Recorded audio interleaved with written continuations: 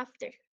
So those who confirm their eligibility are expected already to have already submitted their conform before this orientation. Please take note that the deadline to submit your conform was on April 22, Tuesday. We strictly followed a no conform, no picture policy. Those who failed to submit their conform last April 22 will be the least prioritized during the photo session and will only be accommodated after all compliant candidates. Once we have received your conform, you will receive an acknowledgement email confirming your submission. Please allow some time as our team is carefully encoding all student details into our database.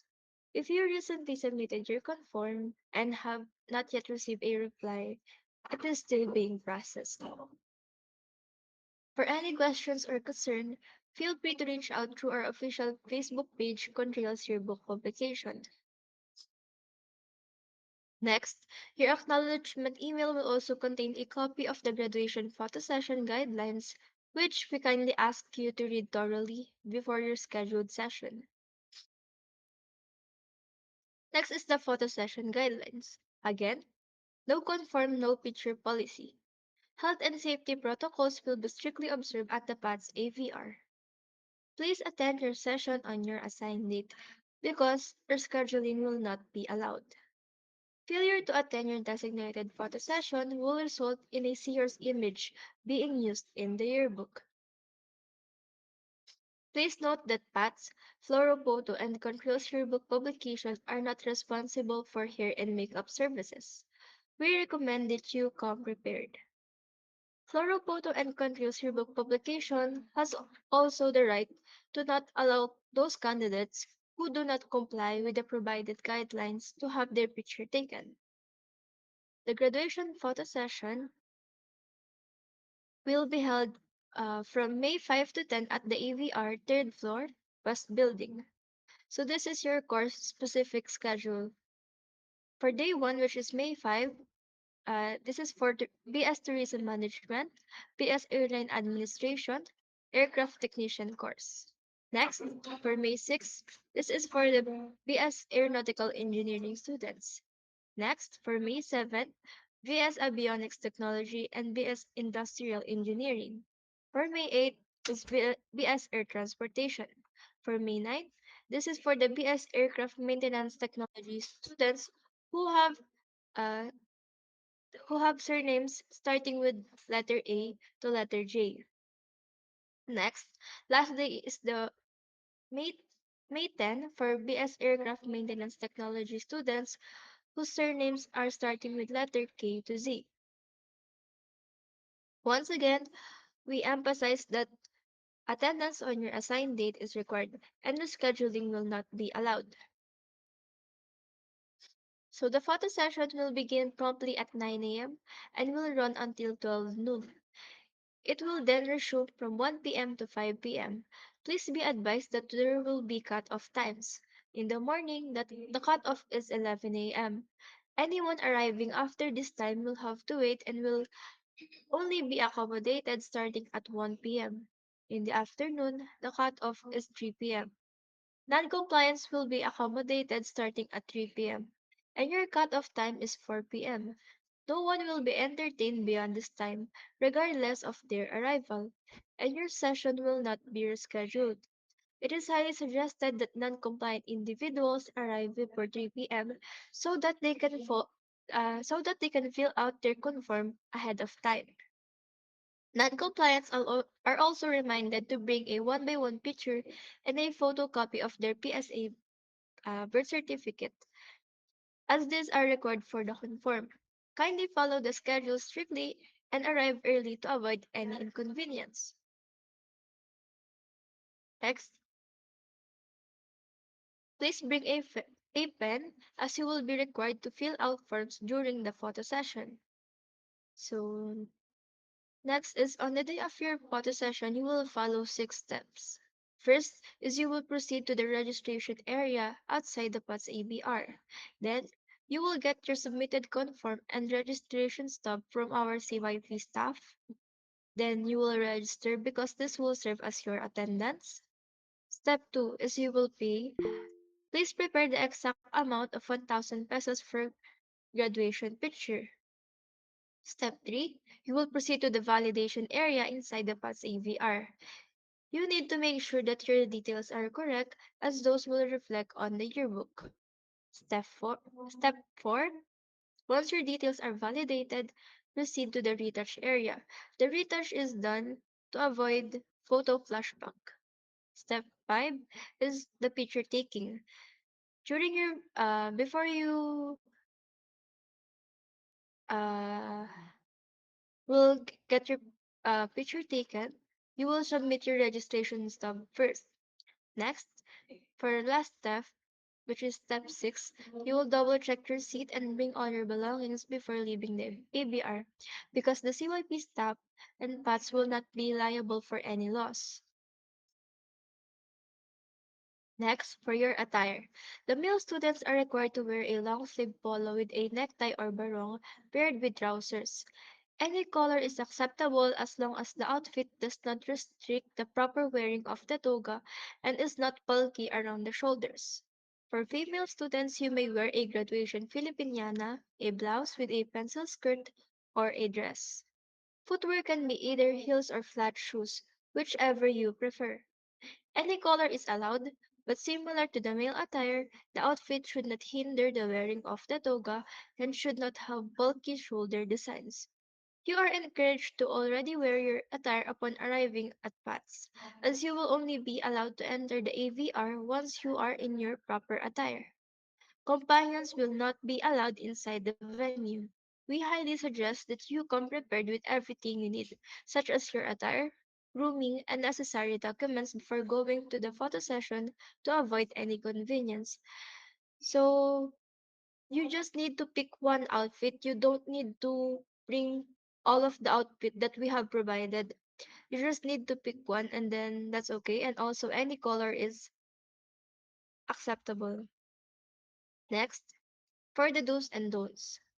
The male uh the male should wear formals, long sleeves with collar and necktie and the barong. Earrings and ear cuffs must be removed to keep the graduation photos formality. No facial piercing earrings. A clean haircut is a must, and long hair is not allowed. Hair color and eye contact lenses should be in natural color. No beard or mustache. Next, for female, revealing and inappropriate clothes are not allowed, such as crop tops, spaghetti straps, tube tops, see-through, tip B cut tops, etc. Avoid wearing clothes that have bulky designs on the shoulders for the purpose of you'll be wearing a toga on top of it. Refrain from overdoing makeup and maintain minimal accessories, no piercing earrings. Hair color and eye contact lenses should be in natural color. No updo hairstyles and no hair accessories that could interfere with the wearing of the graduation cap. Next, for the reminders, please arrive early at the venue, which is the PATS AVR. Be in your best attire as you enter the PATS AVR. Makeup and hairstyle should already be applied before arriving at the photo session. No food and drinks are allowed inside the venue. So, for the next, for the frequently asked questions. First is, can I have my picture taken on another day? No. Once your course is scheduled, but for example, May 6, you are expected to go and have a picture taken on May 6. Next is, can I have a creative shot? No, creative shots are not allowed because of time constraints. Next, is it possible to have a behind the scenes shots? No, to avoid distractions throughout the flow of the session, it is not allowed. Last is, what is included in the graduation picture package.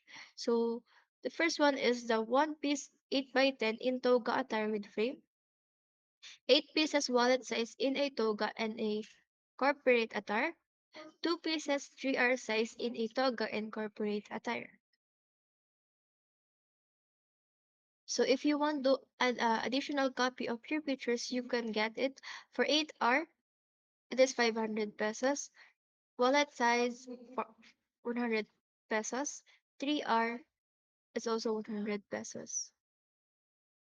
So for concerns or inquiries, please message Contrails Yearbook Publication and you can find us on Facebook. Thank you.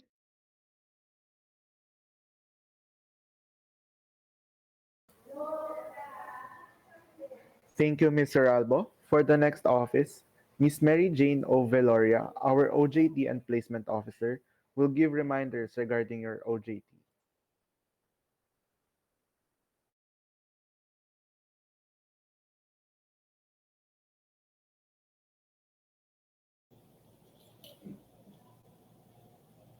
Okay. Hello, good afternoon, everyone. Yeah, okay. Sige po. Anyway, this is very short lang naman po yung part ko. I just want to reiterate, remind everybody. And by the way, before I proceed with my reminders, I want to advance congratulate everyone. Kasi for sure, aakyat na po kayo sa entablado at tatanggapin na inyong mga diploma. Magsusuot na po kayo ng toga. Okay, so congratulations. Tapos na po tayo with our ACADS, hopefully. Okay. Again, sa akin is just a reminder of the requirements that you have to prepare, you have to submit, you have to accomplish before you truly be a graduate. Okay, so hindi na po natin iisa-isahin yan. Talaktaw na po tayo with the step 1 requirements that you have to prepare and submit. And hopefully, na-submit na to, no? Kasi dapat ito yung mga nasa unang part ng ating OJT. And again, OJT, let me remind you that OJT is a subject. Subject na po siya ngayon and you have to enroll it and you have to pass it on the semester kung kailan nyo siya in-enroll. And hopefully, this is the last subject na in-enroll nyo for this semester. Okay, so dapat, the step 1 is already submitted to me. Okay, dapat nag-start na po kayo ng OJT nyo para at the time of the last part ng ating semester, patapos na rin po kayo with your OJT. So, hindi ko na po yan isa-isa ngayon because we already discussed this during our orientation. But, if ever meron pa po sa inyo na hindi nakakapag-submit ng inyong step 1, okay, you have to come to my office and submit the following. Kung ano po yung nandyan sa ating monitor every Monday, Wednesday, and Friday, 8:30 to 11:30. Okay, so lahat po yan dapat ninyo isubmit here in a hard copy. So, again, after the step 1, we proceed with the step 2. So, pag step 2, meaning you already hired by the company. So, ibig sabihin, mag-uumpisa na po kayo or nag-uumpisa na kayo. Okay? So, you have to prepare, only 3 lang naman yan, and you have to submit that online. You have to upload those requirements on this website.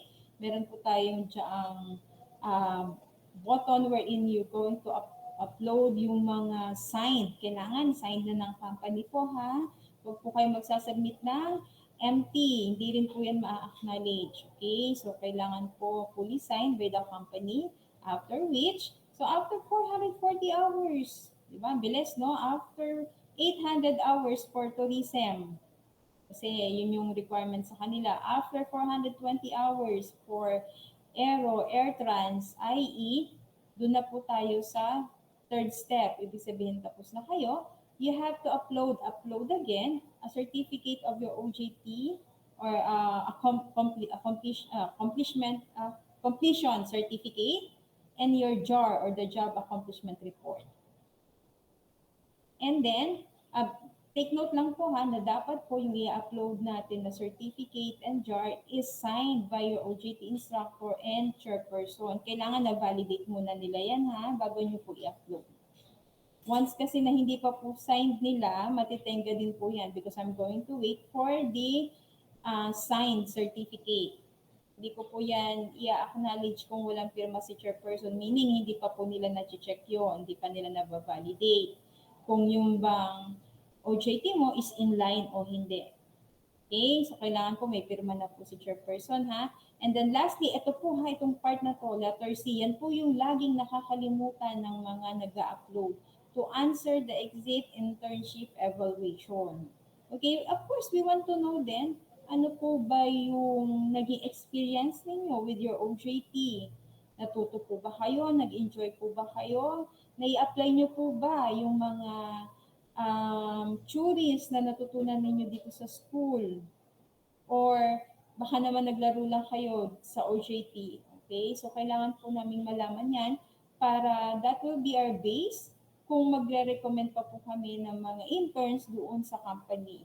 But don't worry, sabi ko nga po, with this evaluation, we will treat it with high confidentiality. Wala pong makakaalam niyan na si ganito po, yung nagsabi, sabi niya ganito, ganyan. Hindi po. Okay? Don't worry, wala pong lalabas na ganun. And with your certificate, yung i-upload, be sure lang po na once you accept your OJT certificate, you have to check po ha. Be careful lang po, meron po mga dumaan dito na yung certificate nila, mali po yung spelling, instead of his, nagiging her, yung two names, nagiging one name, so check it. So dapat po kasi lahat po ng pinipirmahan ninyo, or lahat ng sinasubmit yung document, kung ano po yung nasa birth certificate, yun po dapat. Okay, marami po. Sabi nga nila, di ba, ma'am, ang tagal mo kumuha ng NBI. It's because sine-check nila talaga yung tamang pangalan kung ikaw po ba talaga yun, kung wala ka po. So, ganun din dito. Sa pagsasabi ng certificate and everything. Okay, dapat ikaw po talaga yun. Kung ano yung tama, yun po yung dapat na naka-indicate doon sa certificate. One thing more, the signatures. Importante po yun, ha? Dapat po, it's either wet ink signature. Mas maganda pa kung merong, tulad na sinasabi namin ni Sir Levy, tuwing orientation natin, mas maganda kung nakasil pa siya. Okay? But still, kailangan po may signature po siya. Anyway, for you to know naman yung status po, kung yung po bang mga pinagsasubmit po natin ay okay na, accepted na, wala po bang remarks, kung kompleto na po lahat. We also have the OJT document tracker. So, dyan nyo naman po makikita. Okay, so halimbawa, step 1, nakapag-process ka na, na-release na sa'yo. Nakalimutan mo yung step 2. Okay, all you have to do is to visit the OJT document tracker and to check na-submit ko na ba siya? May comment ba? Kasi pag walang comment doon, ibig sabihin, hindi ko pa siya na-send. So, you have to send. You have to upload. Ganun din with step 3. Hindi ko alam kung nakapagsagot ako ng exit internship wherein, sabi ko nga kanina, yun yung lagi nakakalimutan. So, all you have to do is to check on the OJT document tracker. Diyan po tayo maglalagay ng comment. Nakalagay po dyan, you did not answer the exit internship evaluation. So, hindi ka pa rin clear. Diba? So, again, bago po tayo mag-proceed into any level po, check the OJT document tracker para po guided at hindi tayo napapag-iwanan. Okay? Okay, yun lang naman po. Again, this is an OJT site. Always ready po yan for you to visit para po guided kayo in every step bago po tayo lumisan sa ating mahal na school para po pagka-graduate ninyo, clear po ang lahat, wala na pong magiging concern. Kasi may mga pagkakataon po ng iba, nagki-clearance, papasok po sa, o magpapasign po dito, ang problema, galing sila sa registrar's office. Sabihin ni registrar's office, sorry, kasi hindi pa po clear ni Ma'am Jane ng inyong OJT. Di ba? So, pagka-check ko ng kanyang clearance, makikita ko na lang, um, hindi pa pala siya clear. It's because marami pa siyang kulang. Diba? So, it would be better kung i-check po natin. Total, sabi ko kanina, we have OJT document tracker. Check po natin doon para guided po tayo lagi. Okay? Thank you so much, ma'am. Thank you, ma'am and sir. And again, congratulations po. Yun lang po. Thank you.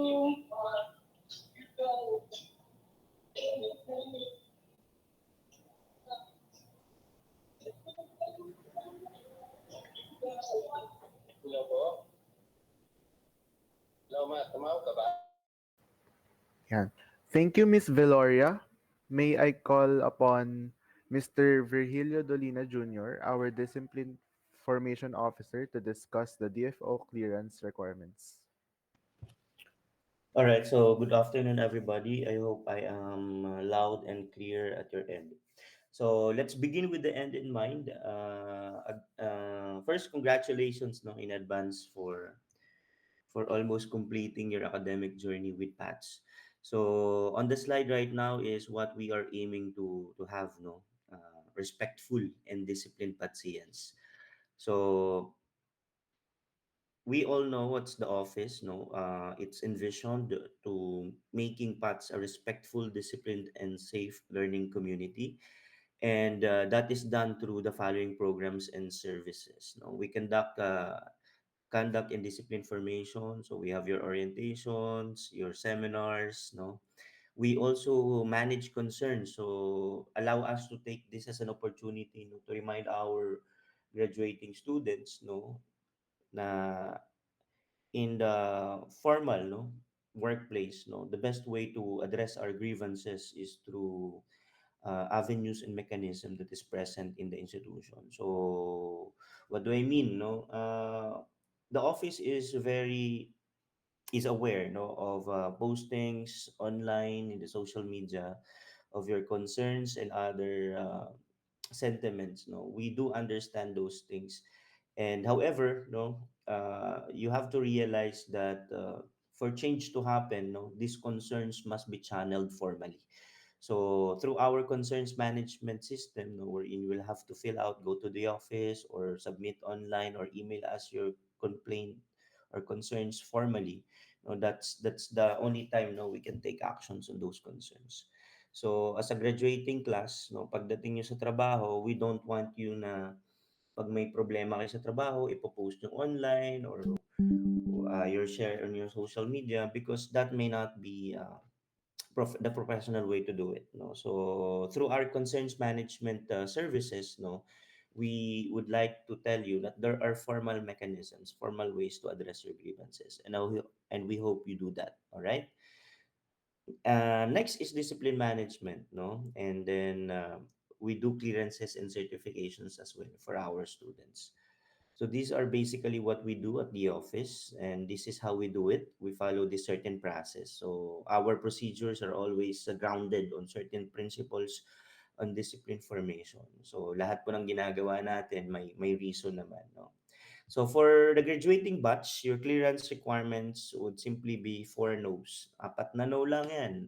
So number one, notarized undertaking on student conduct and discipline. These must have been submitted no, during your enrollment in the second semester last school year 23-24.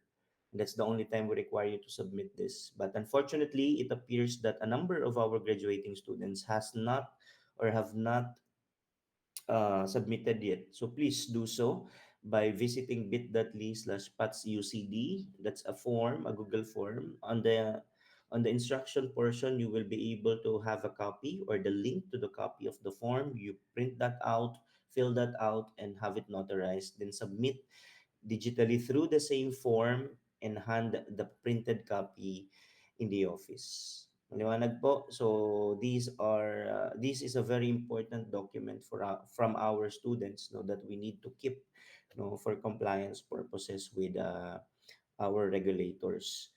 So again, submit your notarized undertaking no.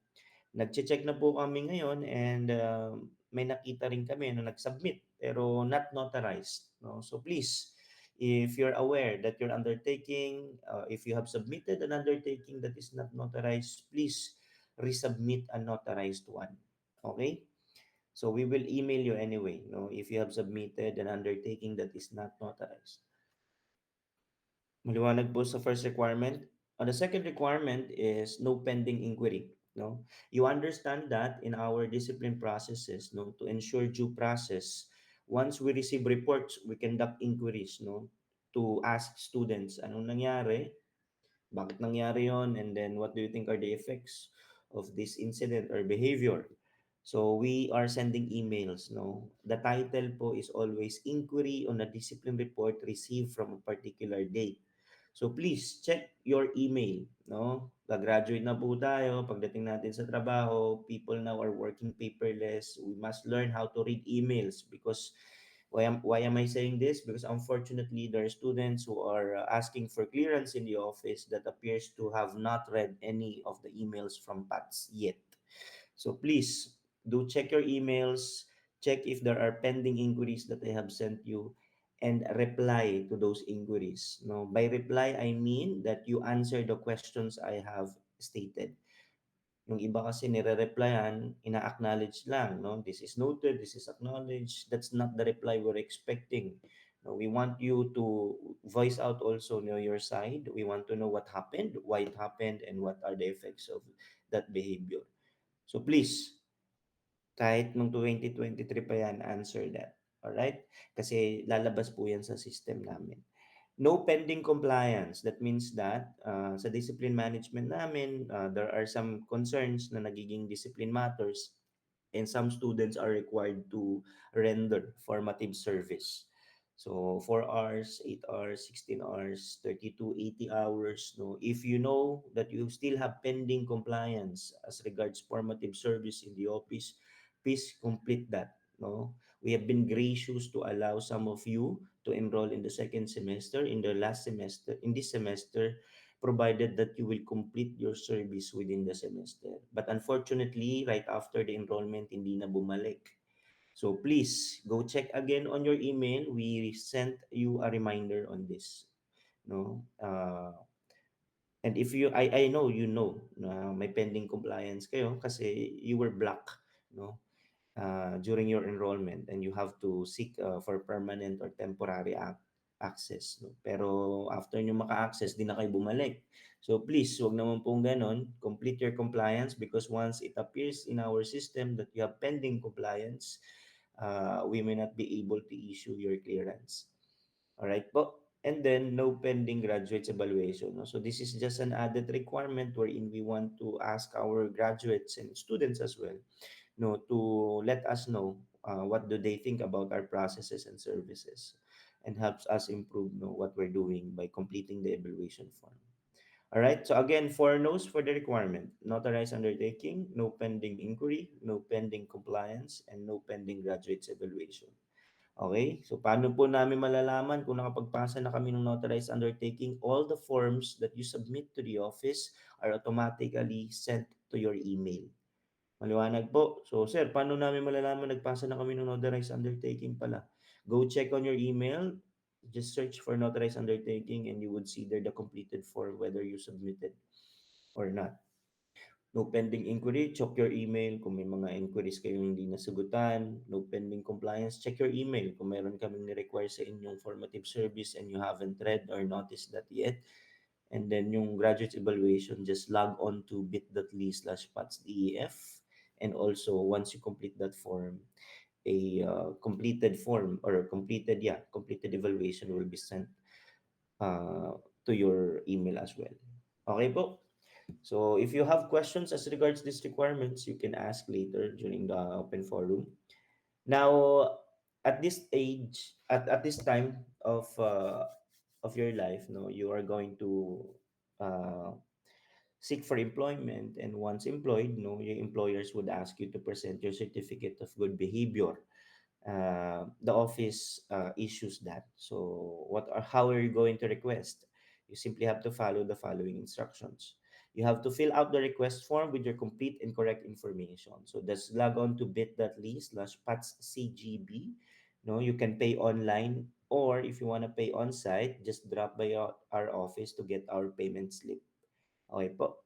And then there's a document fee. Yes, it's a standard document fee of 360 pesos. For additional copy, it's 80 pesos. Maliwanag? Now, if you want it shipped, no, to your mailing address, we have a standard shipping fee of 250 pesos. So you'll see those instructions on in the form, no? Then upload your proof of successful payment in the request form, showing the amount paid, destination account, and transaction date. So these are the important information that our cashiers needs, no, or need rather, no, to verify your payment. Okay, so please upload a proof of payment that shows it has been a successful transaction. Yung mga on process and pending transactions may not be verified, by our cashier. So only requests with verified payments will be processed within 5 days. No, I understand some of you have already requested, this month, and it's more than 5 years already. So please do consider the Holy Week, the holidays, and some circumstances, that allows that permits the delay. Um, some delays also happen because after completing the request form, we subject your request for or two clearances, in different offices. So pag nakita namin na hindi ka pa cleared sa isang opisina, we will email you to comply first before we issue the certificate of good behavior. Okay po. So, kaya gano'n. So, kung nag-request ka before tapos hanggang ngayon wala pa rin, yung check your email, no? There may be pending requirements that we require you to submit prior to the issuance of your certificate. All right? Take note that payment for processed but unclaimed and canceled request may not be refunded. So, if after making a request, ayaw mo na pala, you want to cancel or nakalimutan mong ibigay, ay kunin rather, you may not ask for refund. So, make sure before you fill out the request form, you really need it or you need it immediately. Yung iba kasi magre-request lang for for future use, we discourage that because some organizations, companies, require the latest CGB. So once you request on this day, within 5 days we'll issue a certificate dated within those 5 days. So kung gagamitin mo siya 6 months after pa, the company may not allow that anymore. Well, it depends on the recipient of the certificate, but if you don't need it yet, do not request. Anyway, it will only take a week to request. Maliwanag? Now, so kailan nyo malalaman na ready na for pickup, of course, we'll email you, that your CGB is ready for pickup or your CGB has been shipped already. No? Now, when you claim your CGB from the office, you have to show your valid ID also, of course, no? Or if you're going to ask someone, to pick it up for you, that someone must present an authorization letter with your student ID or with your valid ID and his or her identity card. Maliwanag po. So that's how we request for certificate of good behavior. But of course, we issue certificate of good behavior only to the students who are what? Who are with notarized undertaking, no pending inquiry, no pending compliance, and with graduates evaluation. Claro? So that's all from the office. Again, I am your discipline formation officer. If you have other concerns, please do email us rather than post us on social media for us to formally, and immediately take actions on those concerns. All right? So thank you so much. And again, congratulations. And we do hope that you remain to be respected, disciplined patients moving out of the campus after your graduation. All right? Congratulations again.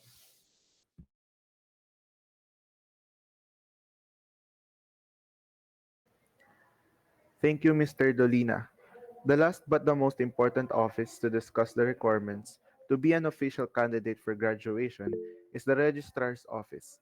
Ms. Ludesa B. Velasco, our college registrar, will discuss the completion of academic requirements, clearance requirements, initial graduation, and request for documents.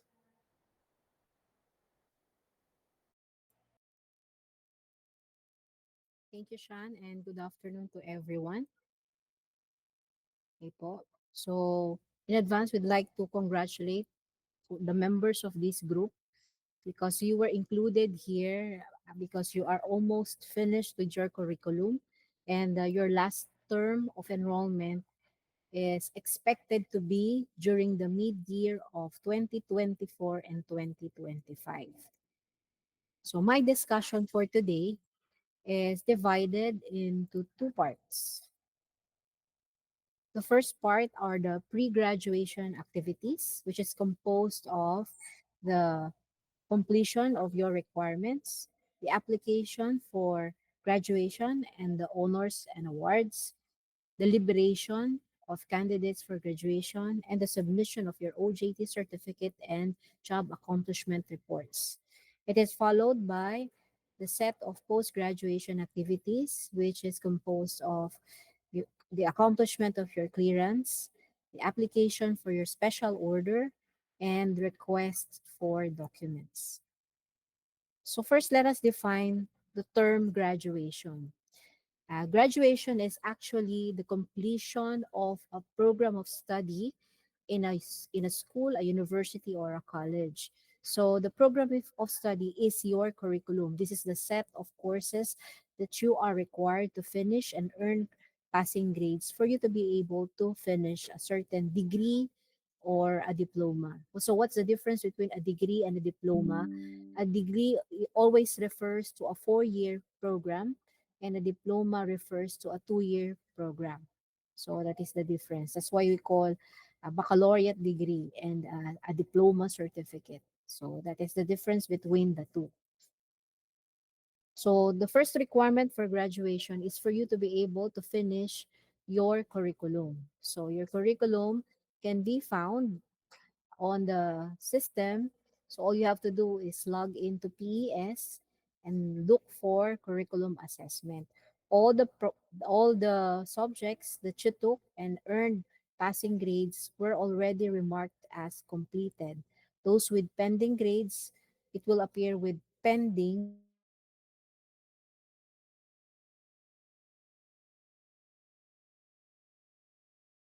completed grades, it will appear with completed. So if you were not able to finish the curriculum, that means you will not be considered a graduate and will not be listed in the list of graduates that the registrar's office will be publishing. Okay, so next, the next set of items will be discussed by Ms. Jamaica Pingol with regards to the different documents, especially the admissions documents that is required of you to submit. Ms. Jamaica? Good afternoon, everyone. So here are the admission documents that you need to submit to the registrar's office. It should be original hard copies. So the number one is the SF10. It is formerly known as Form 137. It is a permanent record from your grade 11 and grade 12. The next one is a certificate of good behavior. The third one is the PSA birth certificate. So why we are requiring for you to submit a PSA birth certificate, because we are not accepting those birth certificates coming from the civil registry. So it is advisable for you to submit PSA because it is more accurate. And the fourth one is the 2 pieces 2 by 2 ID pictures with white background. And then for the transferees, usually sa transferees, may confusion yung ibang students. So for transferees, those individuals that already enrolled in other college or university and they transferred to PAT. So they're required to submit to transcript of records, permit to transfer, certificate of good behavior, PSA birth certificate, 2 pieces 2 by 2 ID pictures with white background. And then to those students who studied abroad, students who came from non-Filipino schools overseas should submit academic records that has been authenticated by the Philippine consulate from the country of origin. So why we are requiring this one?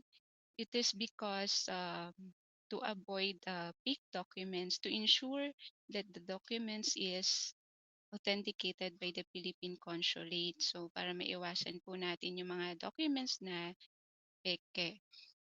So yung next one is the foreign student. So documents as required by the BOI in addition to the admission requirements. So usually for the foreign student, yung additional requirements for them is to um, renew their student visa until they graduated. For mid-year candidates, for those students who have not yet complied with the submission of admission documents must comply on or before June 30, 2025. So please take note of the deadline. Okay, so the last one is the SF10 or the student permanent record. So it should have a remarks copy for PATS for SHS completers. And for the transferees, should have also a copy for PATS. So if you think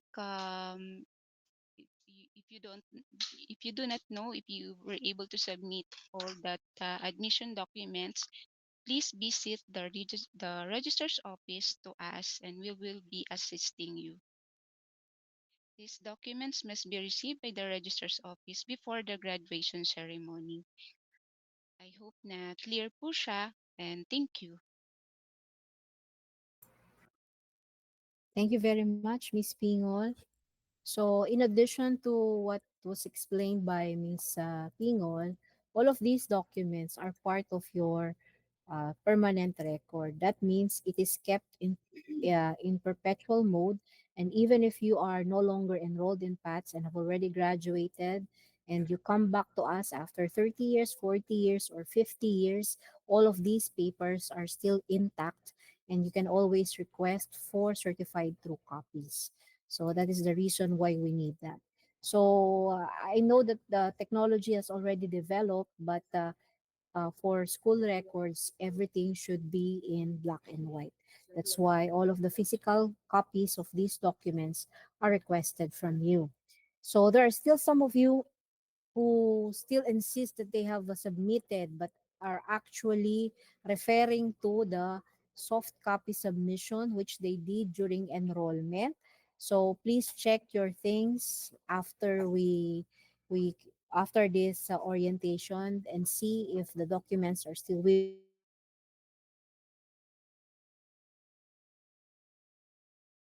if you have submitted before June 30 so that it can be recorded and filed and it can noted accordingly.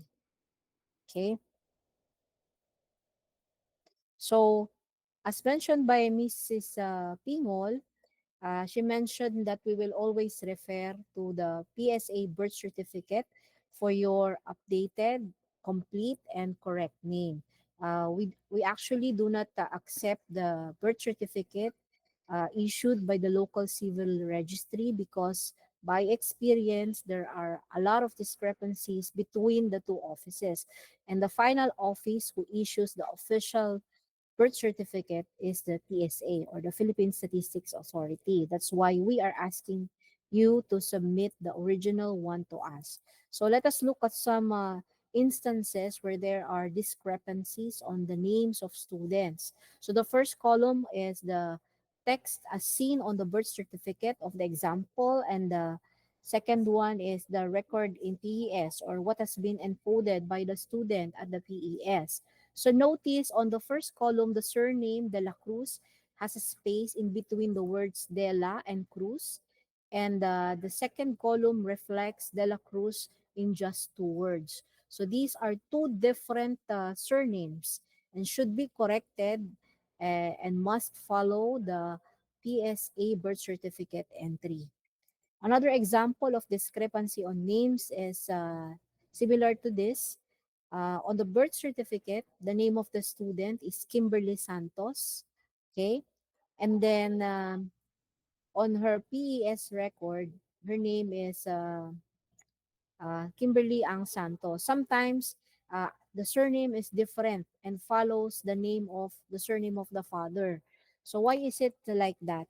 There are some individuals who were born prior to the marriage of their parents, and these people follow the last name of their mother.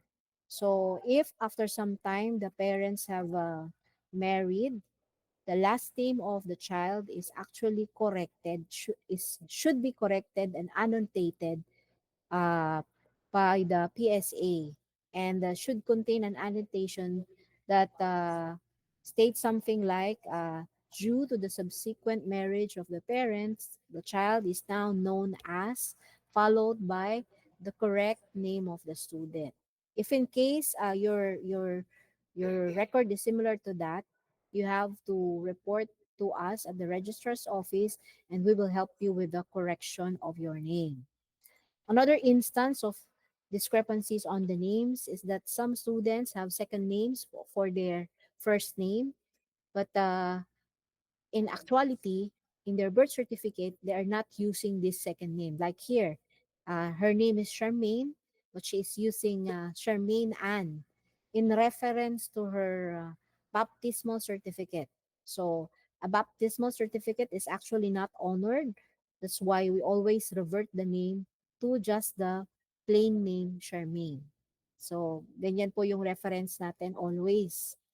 Another example of discrepancies is the use of extension names. So notice in this example, the first name of the student bears the junior right after the first name, but he is using junior on his PES record after the last name. If a notation appears right after the first name, that specific notation, be it junior, senior, the first, the third, and whatever number it is, if it's here on the first name, on the birth certificate, it is actually a part of your first name. And people should call you, like on my example, Nolito Jr., not just Nolito. However, if on your birth certificate, the notation comes after the surname, it is now called an extension name. Okay, it is not part of your first name. Okay po? So if you've used this instead of this, and your case is similar to uh, what I'm presenting to you, you have to correct your name.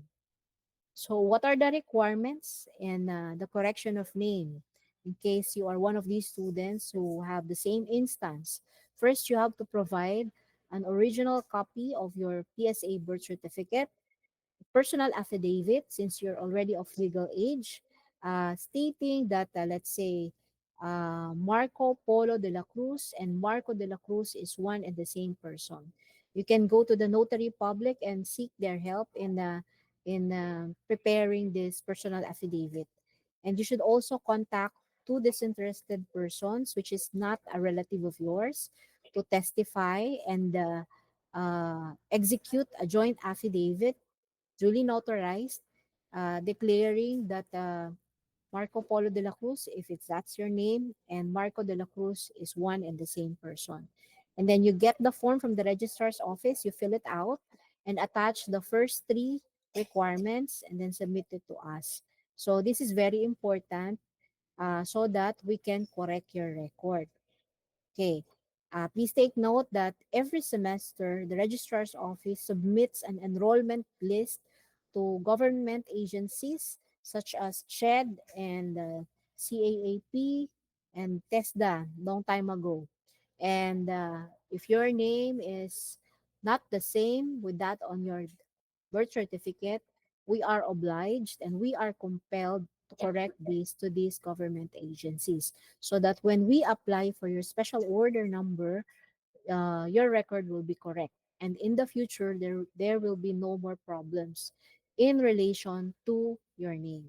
So always check your birth certificate.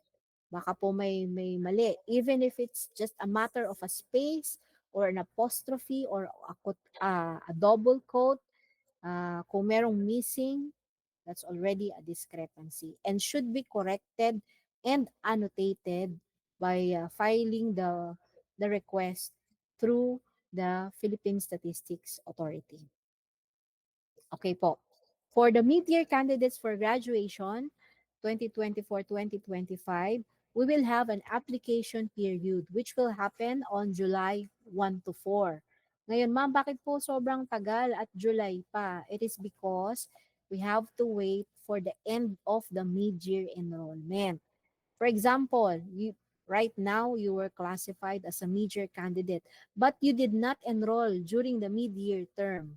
We will remove you from the list. Okay? You should be officially enrolled during the mid-year term before we can actually list you down on the official candidates for graduation. That's why the application period happens on July 1 to 4. So During this period, you will go to the registrar's office, fill out some forms, and then we will inform you of whatever deficiencies that you have. Okay po? But remember, uh, the deadline to submit your documents will be June 30. This is just in perfect timing for your application for graduation. Okay. Also, there would be some individuals that who might be vying for academic honors or who would like to apply for special leadership awards. So the application period for the academic honors will happen starting June 15 until July 10. We will post the application link on the Google Classroom for the mid-year candidates during this period. For the special awards, these are for the student leaders who would like to have their efforts be recognized. Please coordinate directly with Engineer Briggs Von Cruz regarding the qualifications and the period of application for the special awards. Okay, for the academic honors, here are the qualifications. Of course, your study in paths should be continuous. There should be no gap in between.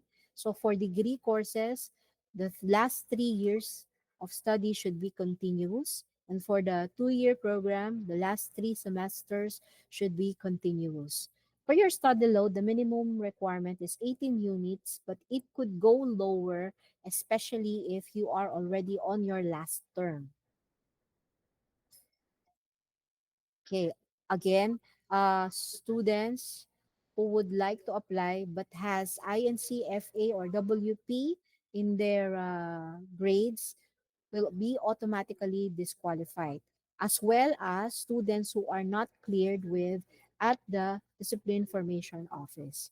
So everybody should have a clean slate, a very good list of grades, and a clean record with the DFO. And here is the grade requirement for the academic honors. So take note that we only have 3 Latin honors for the degree courses. It's summa cum laude, magna cum laude, and cum laude. And here are the grades that we are looking for. And then for the 2-year course, our ATC, we have first, second, and third honors. So the specifics of this qualification will be also posted on our Google Classroom. And this is also uh, reflected on the student handbook. Please do not use the latest student handbook because that will only affect the 2024 students. You will use the handbook prior to the 2024 release of the student handbook for the qualifications of the academic honors. Okay. We also have a deliberation for the candidates for graduation for mid-year 23, 24, 25.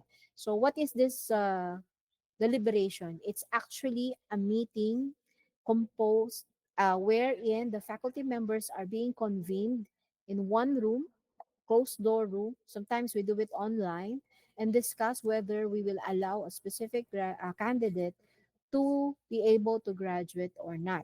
So students who are candidates are not allowed to join this specific committee meeting. Okay? And then after this meeting, we will publish the list of graduates as well as inform the concerned students who have deficiencies after the end of the term, after the end of the mid-year term, and give them a chance to comply with these deficiencies. Otherwise, if he or she was not able to comply with the removal of these deficiencies that we will coordinate with them, they will not be allowed to join the ceremony intended for the 2024-2025 graduates.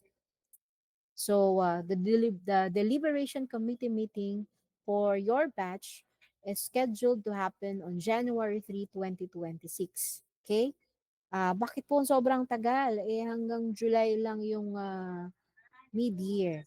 Okay, because the ceremony for the mid-year candidates 24-25 coincides or is the same ceremony to be attended to by the first semester 25-26 graduates. That's why we do it on January 3, 2026. Plus, take note that I did not specify any compliance period. Okay. If you have read your email, and I mentioned also, we have a new release of the student handbook, the 2024 edition. And on the updated handbook, or on the revised handbook, uh, the period of compliance for the INC removal has been reduced to 3 weeks. Okay? So you have to be very careful and be mindful of taking note of the deadline for the removal of INCs. However, for those who will be graduating, the compliance period would be shorter and it will be given only for to you for 1 week. Why is that so? Because we have to prepare for the graduation ceremony, and anyone who will be non-compliant in in the removal of their deficiencies will no longer be allowed to join the intended ceremony for their batch. So for mid-year term, if it ends on by the end of July, you only have a week to comply. Okay, or much better if you can comply with the 3 week compliance period and everything is passed by January 3, that is better. Okay po. Next po, the next pre-graduation activity for you is the submission of your OJT certificate and the job accomplishment report. So ideally, candidates for graduation are expected to finish the rendering of their training right before the end of the term where they have enrolled the OJT subject. Okay? So, and they are also expected to get a passing grade in this specific subject. So, after you are done with your OJT or your training, take note that the final document you will need from the company where you have rendered the training is the OJT certificate. Take note that before receiving this document, you have to check if your name is correct. Okay, we've explained the importance of having a correct name on any document. Please also check if the start and the end of the training is reflected on your certificate. It should jive with your job accomplishment report. Also, the total training hours of your training should be reflected also on the certificate. Your training hours could go over the required hours, but never lesser than the required training hours. Okay po, so kung 450 ang required, it could be 450 or more, but never lower than 450. Otherwise, you will be asked to provide another certificate to supplement the certificate that you first submitted for you to complete the required hours of training. Okay, the registrar's office will also only accept certificates with number one, wet signatures and or company seal, company dry seal, or a digitally signed certificate with the company dry seal. So, yan po ang una niyo pong titingnan. Dapat wet signature. Pag sinabing wet signature, actual signature. Yung signature na sinulat, not digitally signed, at may dry seal. Kung wala naman pong, hindi sila nag issue ng may wet signature, basta po may company dry seal. However, there are companies that do not issue physical certificates and would only issue you digital copies. What is important is uh, we are aware of this. Right now, we only have 3 companies who do this. So, in case the company where you rendered your OJT is also similar to them, they have to formally communicate that with us so that we can do the necessary verification for your documents. Okay. Uh, we need to check whether all the documents submitted to us are authentic. Okay po? There have been cases where There are individuals who have been using fake documents, and a lot of people have already been deported and have already been removed from their work for using such fake documents. So that's why we have to verify if all of the documents that's submitted to us, whether admission or OJT certificate, is authentic or not. Okay po, so always check, especially your OJT certificate. Right after your training, request for this certificate. Do not let time pass. Let's say, after 3 years pa kayo, magsasubmit ng OJT certificate. Sometimes companies close down. And if they close down, how can you request for your OJT certificate? So, will it mean na uulitin ninyo yung OJT certificate, yung OJT training? So, di ba, mahirap yon. So, right after you render the training, request for the certificate, have it endorsed and approved, and submit it immediately to the registrar's office. Okay po. Right after graduation, in order for you to be able to request for documents, you have to be cleared with the different offices listed on this or presented to you. The first office that will give you clearance will be the library. They will check whether you have pending book loans or pending book fines that you have to settle. You also have to surrender your student ID, and then the library department will destroy this ID. So you will ask, why would they destroy my student ID? This is my remembrance. So take note that after the last term of enrollment, you are no longer students, and there is no longer use for that specific ID. You will be issued a separate ID, which is the alumni ID, which is appropriate for you as a graduate of the school.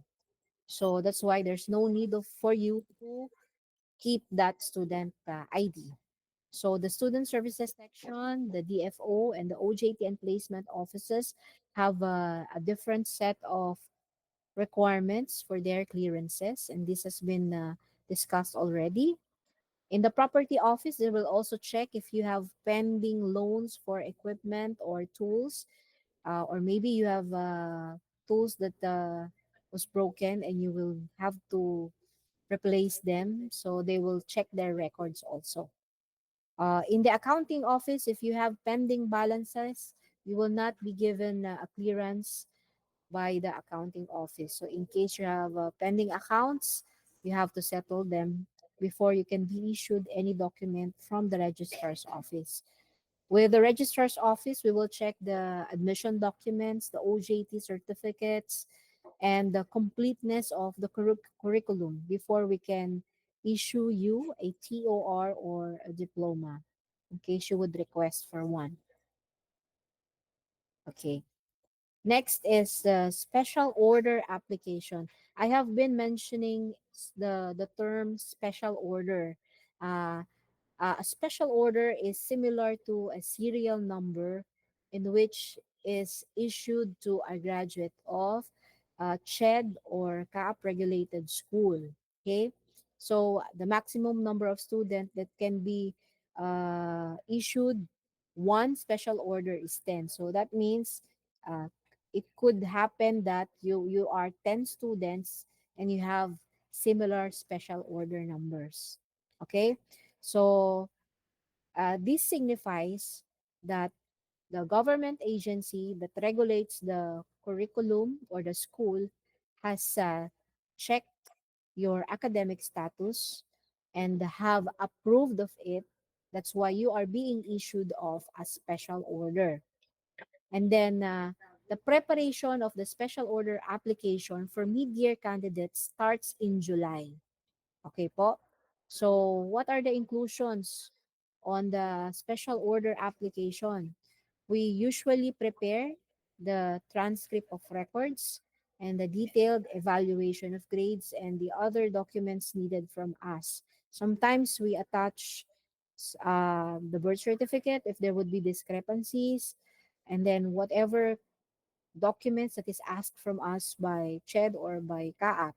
So it is very important that all of your admission documents and OJT certificate are submitted to us prior to the cutoff or prior to July 2025 so that we can also prepare the application for your special order accordingly.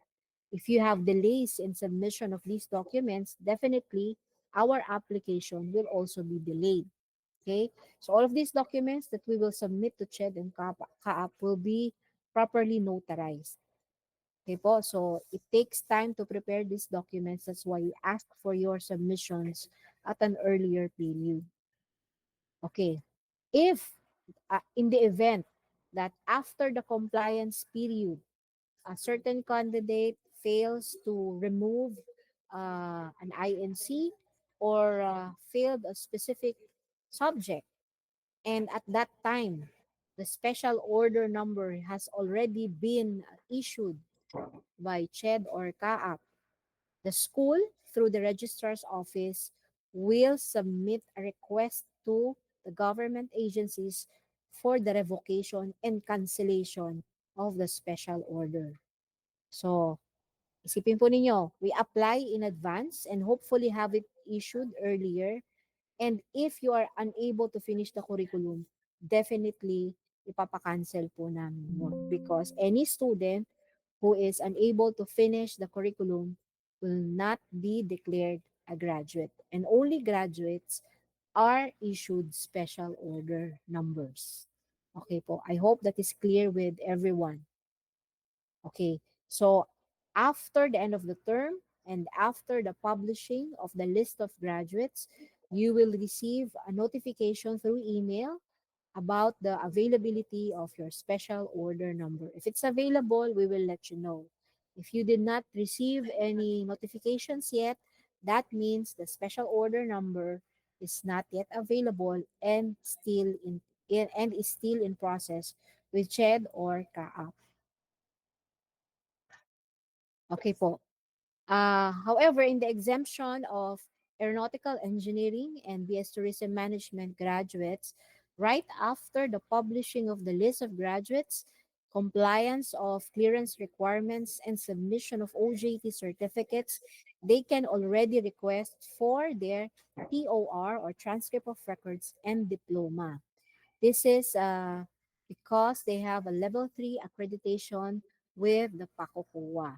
So unlike the rest of the programs, we are still the school is still working on the accreditation levels. So the only programs that's exempted from the issuance of SO or special order is aeronautical engineering and tourism management.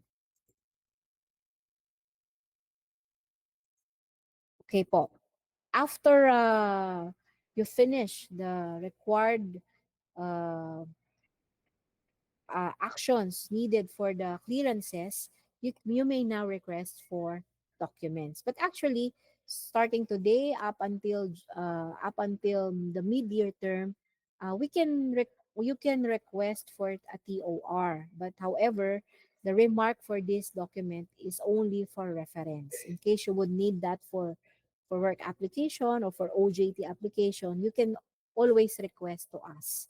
But after the publishing of the list of graduates and clearance requirements and the availability of your special order, that is the right time for you to request for a TOR and a diploma. And then it is always recommended by us for you to file the application on site. So I know maraming clamor for online, but however, at this point in time, there are more people who applied online. That is why whenever we have on-site application, it's faster because if there are any concerns, they can actually immediately uh, solve the concerns in a particular office where they are not yet cleared with. So, for example, sa sa library, kung may book fine, immediately masisettle nila yung book fine. That's why we're recommending the on-site application as of now. Okay po? Definitely, for all of the document requests, there's a there's an appropriate fee that's bundled with it. Though we have a law that gives opportunity to first-time requesters for free TOR and whatever documents. Hindi po tayo sakop nun. For TOR and diploma for private higher educational institutions, there's a fee for it. If you have graduated from a state university, free po sa kanila. Okay po? So yung ating diploma and other documents has specific fees. Okay po? And also, if you have not finished the curriculum yet and have not submitted the OJT certificate, we cannot certify you as a graduate. So, we will only certify an individual as a graduate kapag na-comply niya na yung completion ng curriculum at submission ng OJT certificate. Pwede naman po naming ilagay na ang special order ay on process with SHED or with CAAP. Okay? And then for our technology courses such as ATC, AMT, and I think AVTech, some of you will be applying for CAAP licensure examinations. So this is a new requirement from CAAP. They are requiring now the graduates to request for TOR and certificate as graduate and have this specifically remarked with for CAAP licensure exam purposes only. So bago po kayo mag-apply ng examination, please apply the necessary document with the registrar's office so you can be accommodated in CAAP.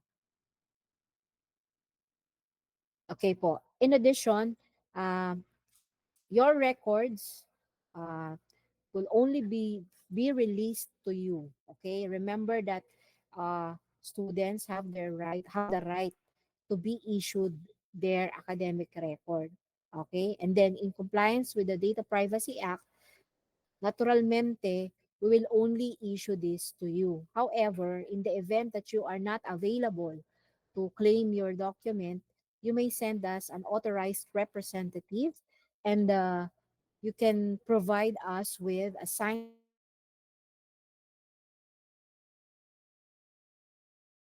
together with your representatives. Okay po, kasi po, we are very strict in following this specific law. This is to protect you and us also. In addition, for example, in the future, you will be hired by a company and this company would seek the help of a third-party background investigator. Make sure that you provide them with a consent that you are consenting them to conduct background investigation and you give authority to PATS through the registrar's office to give information about you. So if you have that specific consent, we will gladly provide the necessary document needed by the companies that hired you. Pero kung wala po kayong consent na ibinigay sa company, we will always refuse to give any information pertaining to any particular student or a graduate because we strictly comply with the Data Privacy Act of 2012. Okay, to give you a bird's eye view, this is the timeline for the candidates for mid-year 2024-2025. So take note, uh, right now we are in the timeline does not include the present month which is April kasi yung enrollment ng mid-year term starts in June pa. But look at this. So in June, pag nag-start yung ating mid-year, we only have 1.5 months of preparing the documents for SO application for your application for graduation. And take note that the compliance period happens and immediately after the SEM. For mid-year candidates, dapat immediately after the semester, mag-comply kayo sa removal ng INC. Okay po, in case you get an INC in any of the subjects, you will enroll in mid-year. Kasi po, in effect na yung 3-week compliance period for INC removal. Clear, sana clear po ito ha. For example, okay po, July 30, meron tayong, tawag nito, meron kayong INC. Lahat ng subject ninyo na in-enroll ng mid-year ay INC. After 3 weeks, expired na po yan. You can no longer apply for completion. And you are compelled to repeat the subject in the next term, which is first semester of 25-26. So wag po ninyong pababayaan ang mga INC ninyo, especially this mid-year. Okay po? So halimbawa naman, nag-deliberation pero may INC ka pa rin nung nag-deliberation. Definitely hindi ka na allowed to join the ceremony. Kasi by this time, lumipas na yung August hanggang December. Expired na yung INC mo because of the new rule. Okay po ha? So take note of that and always check your emails. Okay po. So your graduation happened sometime in March 2026. Sabi niyo, ang tagal naman. Bakit ganun? Hindi kami kasama sa August. Ito yung pinakamalapit. It's because preparation for the second semester 24-25 graduation ceremony, which is in August, will immediately happen after June 6. Okay po? Eh, yung mid-year, nag-enroll pa lang at saka nagkaklase pa lang. We always wait for the final grade. And if we wait for the mid-year candidates to finish by the end of July, there's no more time to prepare for the August ceremony. That is the rationale why mid-year candidates is not included in the ceremony intended for second semester 2024-2025 graduates. I hope that is clear. And then let's look at the timeline. After your graduation ceremony, we expect to receive the SO numbers by May of 2026. If in case the SO numbers are released prior to this time, we will let you know. Okay po, so it is important that you check your emails regularly. Okay po, here are some of the frequently asked questions regarding the graduation and the graduation activities for mid-year candidates. So when will be your graduation? The graduation for the graduates of mid-year 24-25 is set on March 14, 2026, and our venue at this point in time is the chairman's penthouse. If in case there would be updates, we will let you know. But according to our calendar of activities, this is the date. Okay, next. Is the list of candidates published final already? We have not yet uh, published a list of candidates.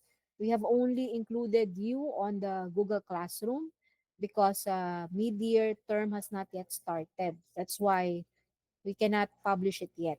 But the list of the graduates, the list of the candidates will be published right after the application for graduation, and the official list of graduates will be published right after the deliberation committee meeting. Okay po. However, we will publish earlier for those who will have no deficiencies right after the mid-year term. Ang maia-add lang natin is kung meron pa nga may mga deficiency, yung mga hindi pa nakapag-submit ng mga documents. Ayan. Hindi natin sila isasama sa listing. Okay, why were you not charged of the graduation-related fees? It's because mid-year has not yet started. That's why we don't charge it. Payment for these particular fees will be charged to you most likely on December and January, December 2025 up to January 2026.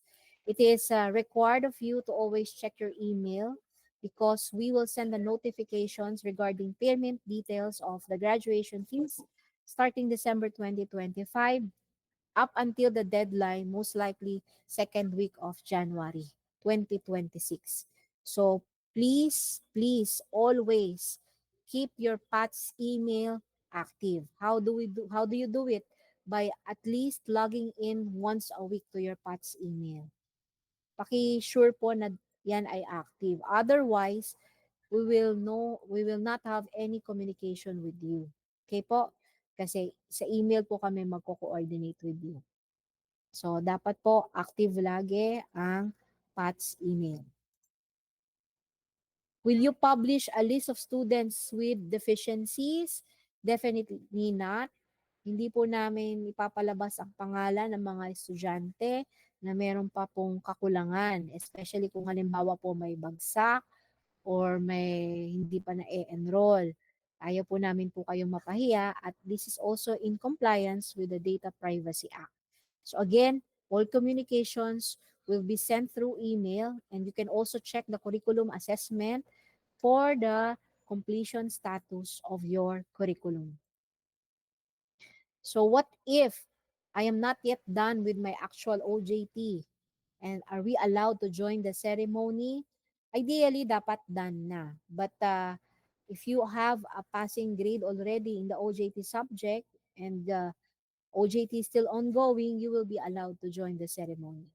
Okay po. What is the repercussion of not finishing the OJT? You will not be issued your diploma and TOR, and it will also entail delay to the SO application. Okay po? What if you have an INC tapos you were able to comply only after the compliance period? Can I still join? Can you still join the March 2026 ceremony? Pag after the compliance period, definitely no. We cannot wait for everyone to finish their deficiencies and remove them because it will entail delay in the preparation. Okay, what if I have a delay in the compliance and I was only able to do it after the ceremony? When is my next graduation date? Always remember that your graduation date coincides on the last term where you were able to complete your curriculum. So example, you were able to complete the curriculum mid-year of 24-25 but you were only able to comply halimbawa lang after March 2026. Ang date of graduation mo, mid-year pa rin, 24-25. And your batch graduation happened on March 2026.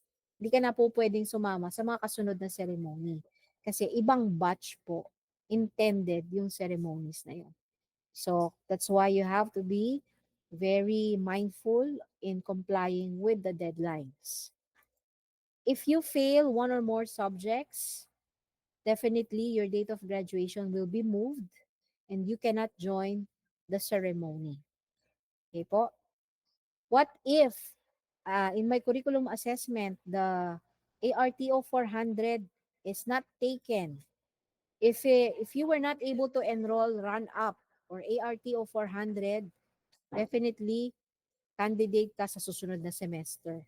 Okay po? So kung mid-year ka, never mo in-enroll yung ARTO, you re-enroll that on the first semester. What if I enrolled it? You enrolled it and the grade remark is NG. If in case you still have no schedule for ARTO, coordinate with Ms. Bagajong from the VP ACAD office so you can be given a schedule and make sure that you attend the training and earn a passing grade before the end of the mid-year term or before the end of the term when you enrolled the run-up and taxiing training. Okay. If, for example, you did not enroll ARTO 400, however, you have several flying hours. So may requirement po kasi yan. Please submit a certificate specifying or reflecting the total number of your flying hours and submit it to the VP ACAD office.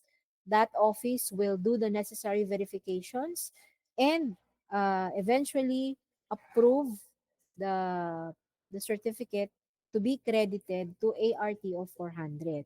So, i-verify po muna nila yan kung pwedeng i-credit.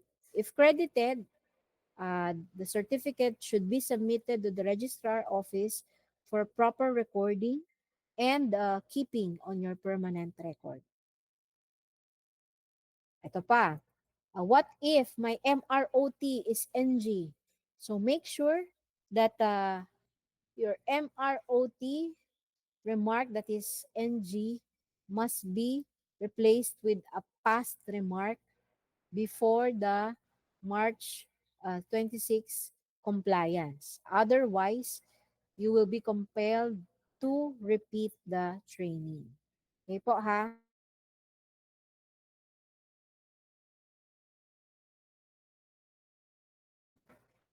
Paano naman pag driving 100 and 200? Pag NG po ang training grade, no grade, you will not be allowed to join the ceremony. That's why you have to attend the training if you have already been given a training schedule. Otherwise, i-repeat niyo po yan. So what are the inclusions of the graduation fees? From last year, the graduation fee is 2016. I just don't know what is the price for next year, but most likely it will be near that figure. So the inclusions for the graduation fee is the graduation program, 2 tickets. That means each graduate will be given 2 tickets for their guests, the rental of the academic regalia, and the graduation sash. Okay po. So those are the questions for the frequently asked questions. Before we proceed to the open forum, this is the attendance link. The form will be open until 7 p.m. So please make sure that you fill it out and have your attendance noted and recorded. Okay. So I am going to open the question and answer panel on the live stream so you can type in your questions and it can be answered by the members of this orientation. Mr. Shan, can you help me with reading the questions, please? Yes po, ma'am. Okay po. So we're just waiting for your questions. We have about 160 viewers right now. So kung walang question, we will end the orientation. This is the right time for you to ask if you have questions in mind. Maybe some clarifications.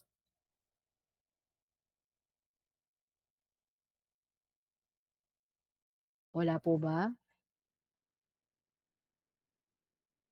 If there's no question, maybe we will proceed with the next one. Okay, wala. Ayaw nila magtanong. Going once, going twice. Ayun, ayan, sige. Wait daw po. Okay, sige. Magtanong na po kayo. This is your opportunity to ask now. Kahit i-anonymous po ninyo.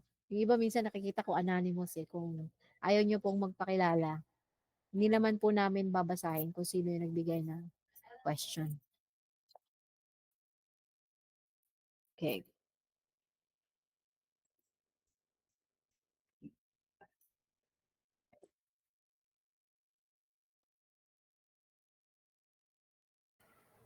Gio Andrew Bawalan asked if mag-OJT po ba this mid-year, mamamark po sila as INC?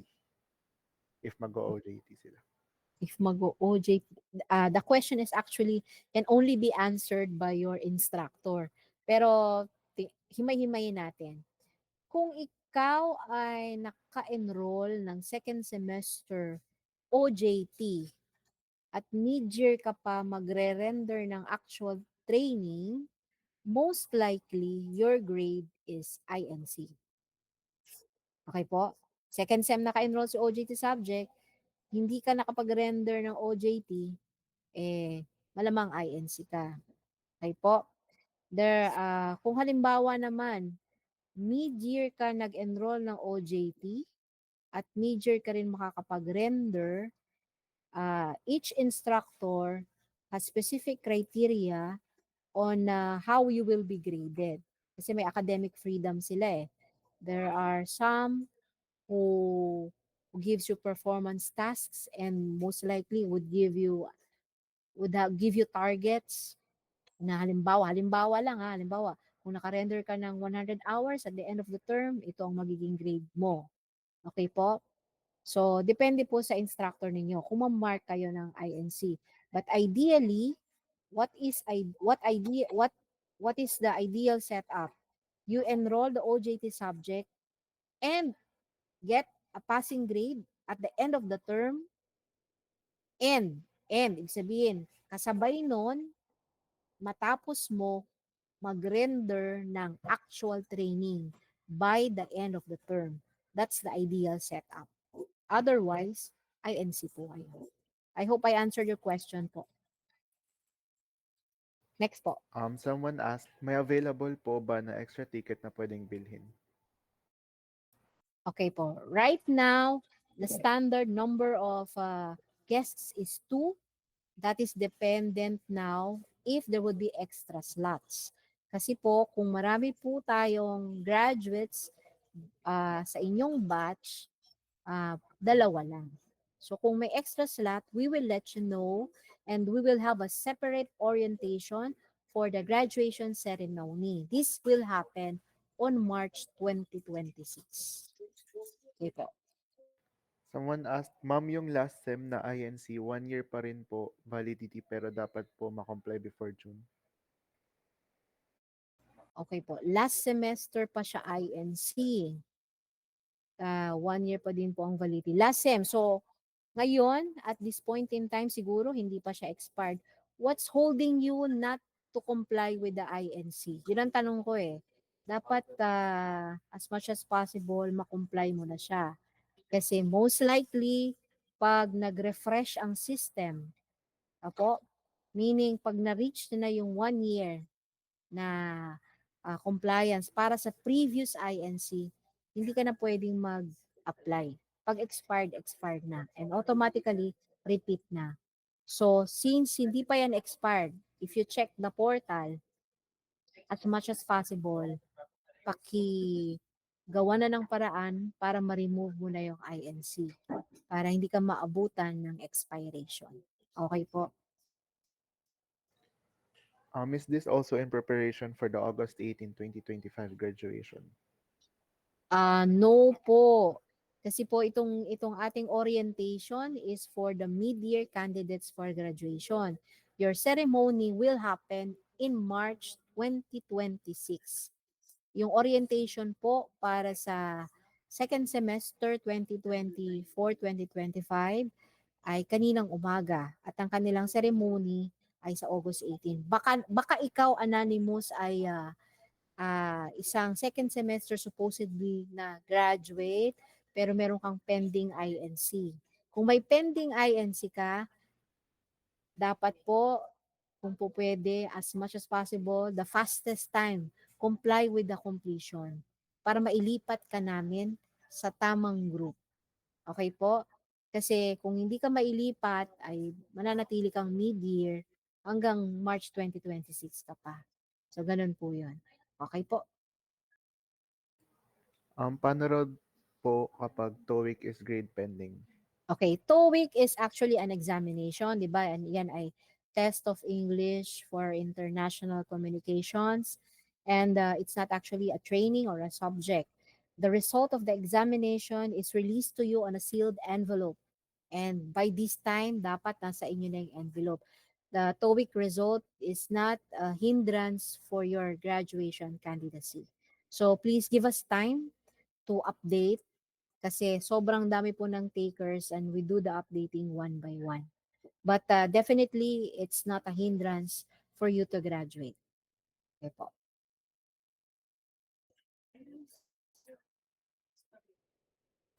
If ever, paano po pag nag-enroll ng OJT subject for mid-year then wala pa po natanggap? INC pa rin po ba and hindi nakasali sa candidates? Okay po. Kung sa mid-year ka nag-enroll ng OJT, tapos, tama ba ang intindi ko? Natapos na ang mid-year, at hindi ka pa rin naka, at, natapos na yung mid-year, nakakuha ka ng INC, tama, di ba? Tapos, natapos na yung compliance period, INC pa rin, hindi nakasali sa graduates, opo. Himay-himay natin. Nag-enroll ka ng OJT subject, mid-year. Natapos ang July 30, 'di ba? End of mid-year. Ang nakuha mong grade ay INC. Dapat in 3 weeks time yung INC mo na-remove mo 'yan, 'di ba? Kasi ang completion examination 3 weeks ang compliance. Kapag after 3 weeks, hindi mo na-remove yung INC ng OJT subject mo, you are compelled to repeat the subject dahil expired na po siya. Okay po yun ang difference. Anong difference ng nag-enroll ng mid-year, OJT subject, passed. Pero natapos ang mid-year, ongoing ang training. Okay po? Pwede kang i-allow sa ceremony. Kasi pwede to follow yung OJT certificate. Dapat, para ka ma-allow, kumpleto grades mo na passed. Okay po. Thank you. Can I apply already for OJT even though my OJT subject is during mid-year term? Definitely no. The CMO for the rendering of OJT in the Philippines stipulates that a trainee should be enrolled with the OJT subject before he can actually render the training. Bawal pong mag-OJT nang hindi naka-enroll sa OJT subject. You can check the CMO of CHED. Yung CMO 14 series of 2017, nandun po 'yan. At hindi po tayo pwede lumabag diyan. Okay po.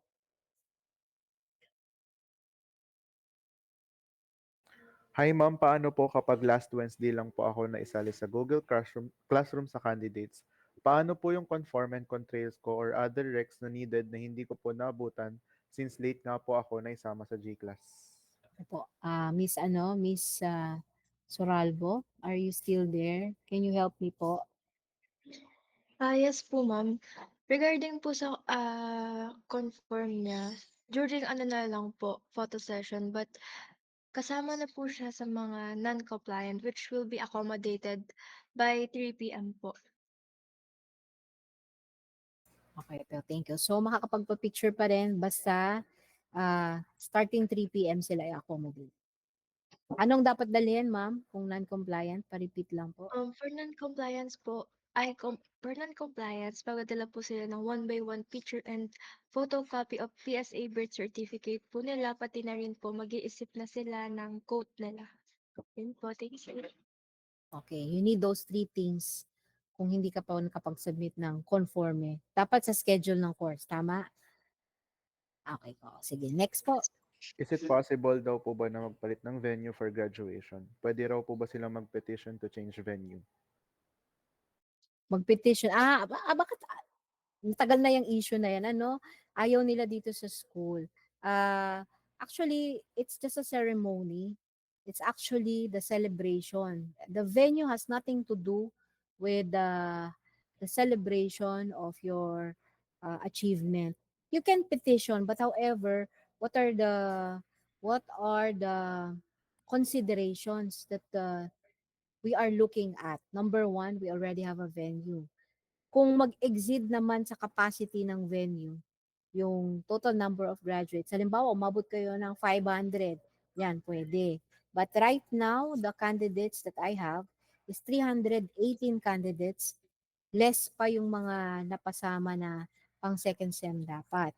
So, dapat, pwedeng yung venue natin ay hindi kasya lahat ng attendees, pwedeng makonsider. What else?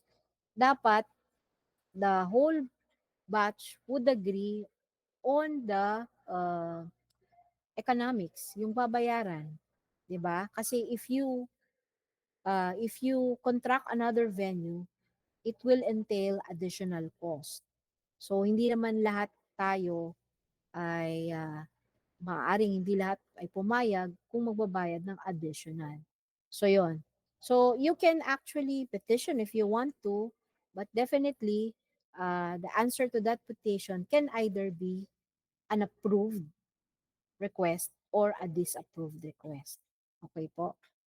So yun po, maraming kino-consider bago po natin siya ma-approbahan. Okay po? Ma'am, is it possible po ba to have the OJT while having thesis po?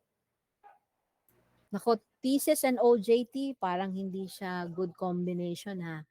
Kasi it's a research subject, you need a lot of time for it. And for OJT subject, you need to be physically present on the company where you will render the the training. So, kung papansinin po ninyo ang inyong program of study, thesis and OJT subject were not offered at the same time. Kung titingnan nyo yung curriculum assessment, ano ang kasabay ng OJT subject? Review. Di po ba? So that is the primary reason. Kaya hindi siya makasabay. Pero kung kaya ninyo, pwede, but most likely, you will really have a very hard time complying with your thesis and your OJT. Ma'am, wala na po ako units na tira and tinitake ko na rin po OJT ko ngayon. Pero nakalagay sa portal ko, mid-year graduate. Pwede ko po ba papalitan for August graduate kasi pasok naman po? Okay, check po muna natin yan. Kung sino po yung nagtanong, report to us to the registrar's office so we can check your file. Kasi po, whatever is displayed on the notation of the system, we do not have any capacity to change it kasi system generated yan. So we will evaluate you manually. And then if it's possible, according to the curriculum assessment, of course, we will uh, put you on the right group. But for now, para masagot yung tanong mo, report to us. You can go to Miss Jam at the window 5 of the registrar's office. Hindi po ako naka-receive ng email about the schedule of graduation picture. Pero nakapagpasa naman po ako ng conform. Ayun, Ma'am Soralbo. Regarding po that, currently po kasi meron pong volume na conform na natanggap kami. So we're still in the process of encoding po. But once naman po na na-encode na namin siya, immediately po makaka-receive naman po sila ng email. And yung schedule po ng graduation picture nyo is makikita nyo rin naman po, aside dun sa pinakita ko kaninang presentation, sa Facebook page po namin, nakapost din po siya. Okay po. So please check the postings kung hindi pa po ikaw naka-receive ng email. Whoever asked. Okay po, meron pa po ba tayo? Yes po, ma'am. Possible daw po bang maasama sa August graduation if candidate for mid-year? Sa case niya raw po kasi is this SEM, OJT na lang po matitira. After this SEM, OJT na lang matitira. Definitely no po because you will still be enrolled until July, end of July. And most likely by July, baka printed out na yung ating program.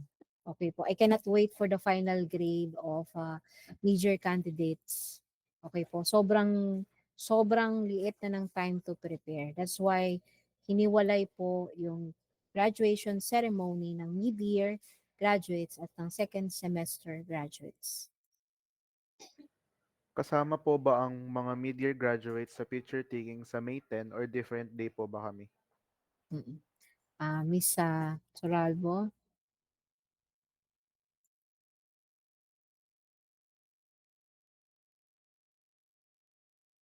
Kasama. Regarding po that, yes po, kasama po kayo. If nakapagpasa po kayo ng confirm, kasama po kayo sa compliance na i-entertain or papapasukin po namin sa AVR ng morning. But if yun po, hindi kayo nakapagpasa, then non-compliant kayo, sa hapon po kayo. But yun nga po yung question na if kasama yung mid-year, yes po. Okay po. Next po. Ano raw po yung max unit na pwede i-take kasabay ng OJT? Maximum units. Teka lang Ang lahat halos ng 2018 curriculum, ang subjects on the last term is 6 units. Okay po?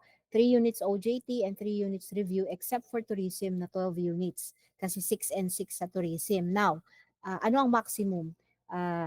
CHED allows an additional 6 unit overload on the last term. Okay po? So kung may regular study load kayo na 6 plus another 6 units overload. So 12 units maximum. for a graduating student. That is based on the curriculum for most of the programs that we offer. Except for ATC na marami silang subjects on the last term. Okay po.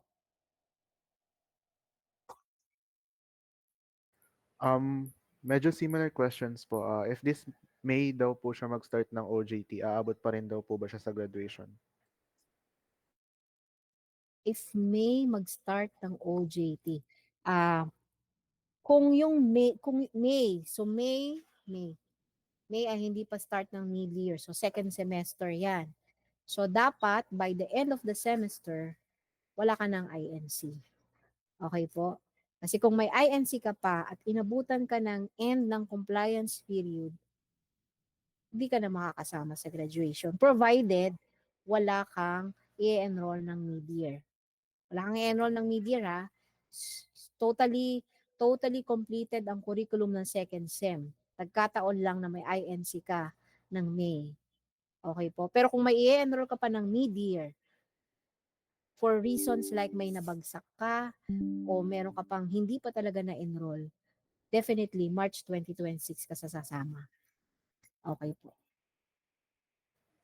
What day po yung 3 p.m. sa mga non-priority pictorial? Ah, 3 PM po is everyday siya. Sa pinakita ko pong slides kanina, yung schedule po natin per day is per course. So, a-attend po kayo nung day na pipicturean yung course nyo and yun po, 3 PM po kayo if non-compliant po kayo.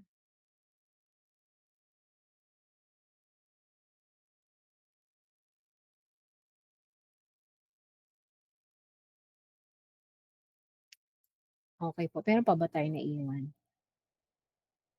Mostly repeating questions na po. Just to clear, ito na lang po yung tanong. Ma'am,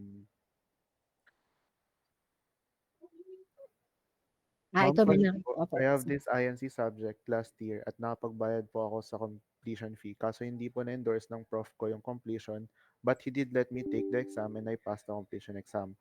Kaso expired na po ang status. How is that, ma'am? Is it counted as passes or re-enroll? Re-enroll. Definitely, pagka expired, it's re-enroll, even if you have already paid the completion fee. A completion examination will not expire once the instructor submits the grade. Okay po? For example, expiration per portal is today, April 25, and the instructor was able to upload your grade through the portal before 12 midnight. So April 26, 12 midnight. Hindi na yun may expire. Pero kung hindi siya nakapag-upload ng grades mo, expired na yun. You are compelled to repeat the subject. Okay po. So ito importante din tong subject question na nakita ko. What if hindi po open yung subject na kulang ko for mid-year? If it's not open, you have two options. Not open meaning hindi offered. Number one, you can petition the subject or you can cross-enroll to another school. Okay, cross-enrollment is open to graduating students and if the subject is not offered. So ang mangyayari niyan, you will look for another school who's offering the same subject.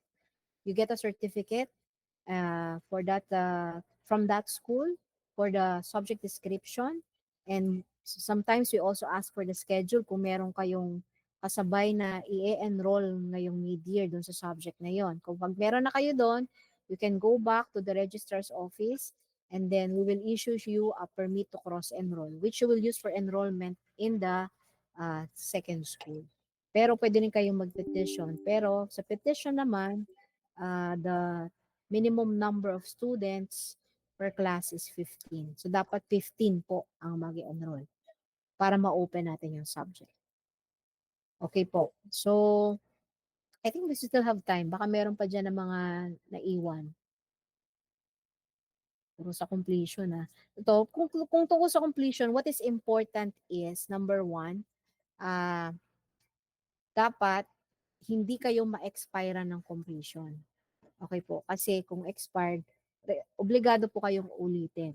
So, dapat sikapin po ninyo na kapag kayo ay may INC, makomply nyo yung pagre-remove. Makomply na ma-remove na passing. Meron kasing na-remove pero failed. Okay po? So, i-aim nyo yung makapasa kayo para po kayo ay makasama sa graduation. Pwede daw po ba i-petition ang PICC kahit 300 lang graduates? Pwede naman, pero mahal po. For the information of everybody, PICC is under renovation until 2026. I don't know kung matatapos agad in 2026. That's why the August ceremony was moved to the SMX Manila, SMX Convention Center Manila, kasi hindi available ang PICC. The last event that happened in PICC was in March 14. So, pwede naman. Pero kung ganun kalalaki ang venue, sobrang laki po ng fee. At baka masyadong hindi kayanin ng attendees. Sige po. Sige, Anshan, meron pa ba? Let's take 3 more kung meron pang mga naiibang question. Regarding po dun sa sa question kanina earlier, sa kahit ma'am, prof, my fault, di po nila nalagyan agad ng grade yung about sa completion po and INC. Kahit fault ng prof, yung bang prof na yan ay number 1, resigned na or hindi pa? Kasi pwede ka naman mag-follow up. Baka naman, at ito, I'm just looking at the scenario ha, baka naman yung pag-submit or yung pag-comply ay nasa bingit ng expiration, or baka naman yun nga, gabi, nag-exam. So, hindi ko alam kung anong nangyari. Pero speaking of this, ang tinitingnan ko palagi is yung deadline. Kasi wala tayong magagawa kapag ka na-expire na. You can actually contest and request by writing a formal letter, have it endorsed or annotated by the chairperson or the head of the subject, and go to the principal office and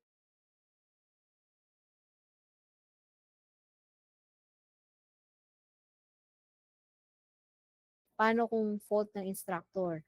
Pero at this point in time, we cannot do anything because it's already expired. You can contest and raise your point uh, by filing a formal complaint. Okay po. And then we will see kung anong pwedeng magawa kapag ka meron kang formal complaint. Katulad ng binanggit ni Mr. Dolina kanina, uh, change will not happen if there's no formal communication to the respective offices. Okay po. 2 more? Ito po, pag first sem next school year nag-take ng OJT, then makomplete lahat ng requirements before end of the year 2025, makakasama pa rin po ba sa March 2026 graduation? Okay. Enrolled siya ng mid-year ng OJT subject. Tama ba? Parang ganun yun eh. Enrolled siya ng mid-year ng OJT subject, pero hindi siya nakapag-OJT. Ang tanong dyan, ano kaya ang grade niya ng OJT subject? Okay? Kasi kung ang grade mo sa OJT subject na in-enroll mo ng mid-year ay INC, expired yan after 3 weeks. Okay po? Kung INC ka, so repeat the subject pagdating ng first semester. Pero kung halimbawa, nag-enroll ka ng mid-year, OJT subject, nabigyan ka ng grade, passing. Let's say minimum of 3 kasi meron kang mga na-comply na hinihingi ng teacher. Pwedeng gano'n ang senaryo.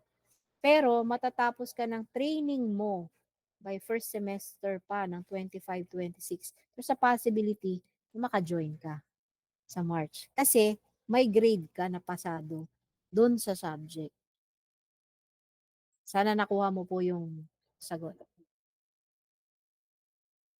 Okay po, last question.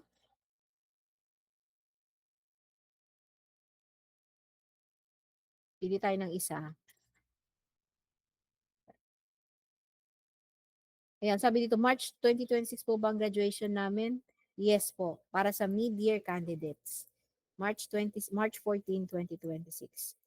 Okay, so I think paulit-ulit na po yung ibang questions. Just in case na merong questions na hindi po kami nasagot, especially on the registrar's office side, You can contact us, number one, by visiting us at the registrar's office. Number two, you can also call us through our landline. It's reflected on the screen. Tsagain nyo lang po ang pagtawag kasi po hotline talaga yan. Most of the time, naka-engage sa call yung number. But may sasagot po dyan. You can also contact us through this Facebook page. We've created one. Pero yun po, dahil online ito, you just have to wait for the response kasi we need to check the records first before we can answer to you. And you can also email us. Pero the fastest way for you to get an answer is to visit us personally and give us a call. Kasi pag sa online, pasensya na po sobrang voluminous po talaga because the registrar's office is not only catering to you but also to the previously enrolled students, the graduates, and other companies who's conducting background investigation. So, yun po. So, I'm turning over the floor to you, Sean. Thank you, Miss Veloso. The Q&A has now ended. Thank you, everyone, for attending this orientation. And Velasco, pala, I mean. Once again, I am Sean Christopher Longboy, and thank you. Okay, thank you, everyone. Have a good day.